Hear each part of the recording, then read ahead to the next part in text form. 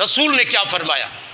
میرے نبی نے فرمایا او میرے صحابہ لبیک یا رسول اللہ، فرمایا علیکم سنتی و سنت الخلفاء الراشدین المہدیین، اور فرمایا میرے طریقے پر چلو، میرے صحابہ کے طریقے پر چلو۔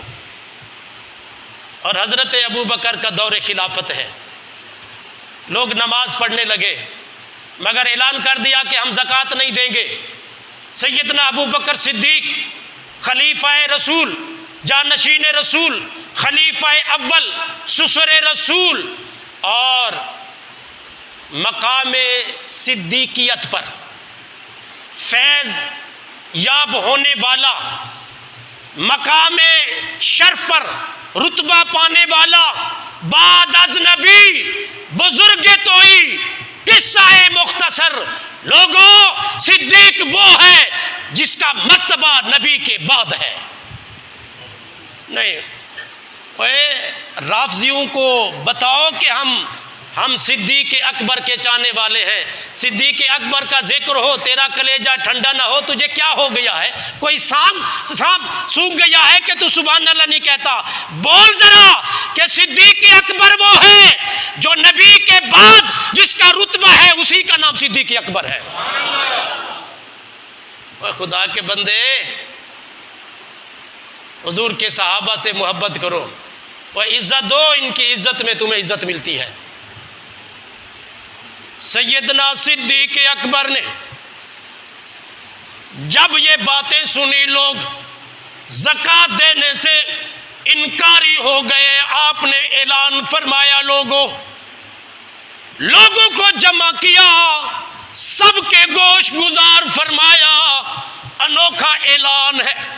آپ نے فرمایا لوگوں جس نے زکوٰۃ دینے کا انکار کیا، میں صدیق ان سے اعلان جنگ کرتا ہوں، تب تک نہیں چھوڑوں گا جب تک وہ زکوٰۃ کے قائل نہیں ہوں۔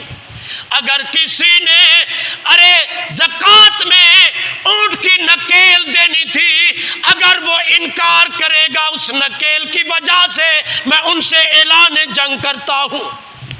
عمر فاروق نے عرض کی کہ حضور کلمہ گوتوں کو نہیں مارا جاتا، جو کلمہ پڑھ لے ان کا قتل تو حرام ہے۔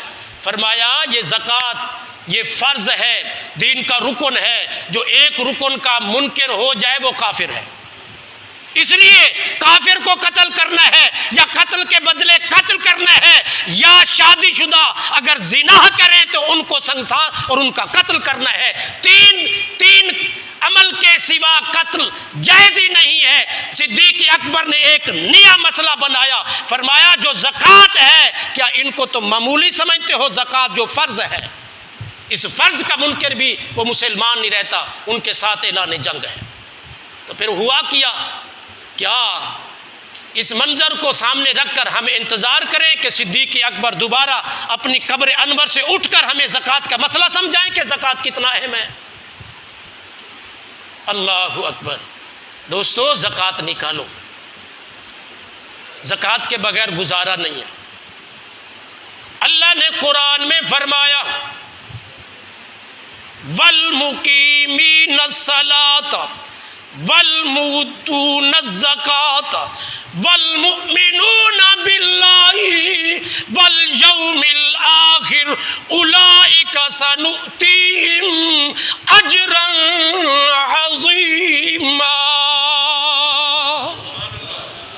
اللہ نے قرآن میں فرمایا نماز قائم کرنے والے، زکوٰۃ دینے والے اور اللہ پر ایمان لانے والے، یوم آخرت پر ایمان لانے والے، فرمایا یہ وہ لوگ ہیں جن کو ہم اجر عظیم عطا فرمائیں گے۔ العاقل تکفی الاشارہ، عقل مند کو تو اشارہ کافی ہے۔ ہم کس چکر میں پڑ گئے ہیں کہ پورا قرآن بھی ختم ہو گیا مگر ہمیں زکوٰۃ کا مسئلہ بھی سمجھ نہ آیا۔